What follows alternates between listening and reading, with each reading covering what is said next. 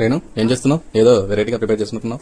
ఏం లేదు, దోశ పిండితో ఈ రోజు పునుగులు చేస్తున్నాను. ఎలా చేద్దామో చూద్దామండి. అవునా?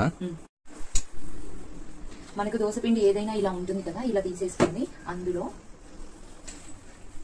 ఈ క్వాంటిటీని బట్టి మైదా వేసుకోండి. ఇంతైతే పిండి అంతా కొంచెం బియ్యం పిండి వేసి సాల్ట్ బాగా చూడండి. ఇలా కలుపుకున్నాక దీంట్లోనే కొంచెం జీలకర్ర, వంట సోడా కొంచెం ఇలా బాగా మిక్స్ చేసేసుకొని మనకి ఎలా పునుగుల పిండి ఎలా వస్తుందో ఇలా ఆల్రెడీ ఆయిల్ వీక్ చేశాను, వేద్దాం రండి. చిన్న చిన్న పునుగుల్లాగా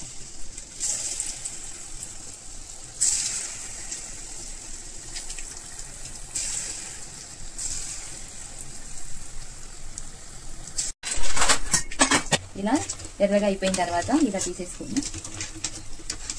చూడండి మనకు బాగా కాలిపోయినాయి.